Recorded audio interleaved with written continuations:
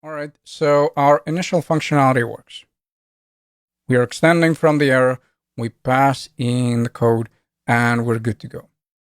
Now, the problem is that as you're working on the API, there are multiple errors that are pretty common. So 400 is one of them. Then we also have one for not found. Then we have for authentication. And hopefully you see where I'm going. So hard coding this is probably not the best approach. So what we could do instead? Well, I could leave the custom API error and then just set up a few more classes that extend from this one. And in each class, we could hard code the status code. And then we'll know that, let's say for bad request error, the status code is always going to be 400. For not found error, it's going to be 404. And hopefully this makes sense. So let's try doing this where I'm going to remove the status code for now. And since I'll reuse it, I'm not going to delete it. I'm just going to remove it from custom API error.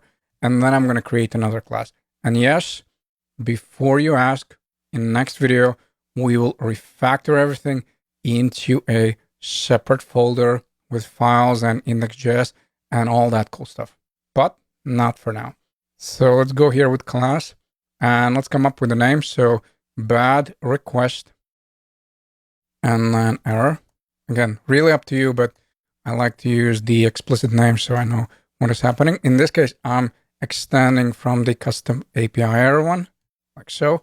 And then pretty much the code is the same. So I'll take this, I'll use the super, I'll use the message, and now I'm hard coding the status code one. And what's going to happen right now, instead of using the custom API error one, we'll use the bad request one.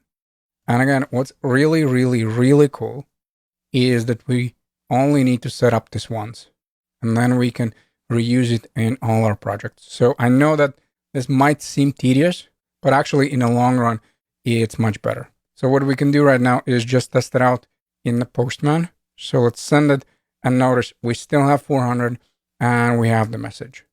And let's also set up one for not found because it's going to be a little bit of time before we get to unauthenticated, and that one we'll do right away in a separate file. So what I want to do right now is again copy and paste still within the auth controller, and then let's change the name.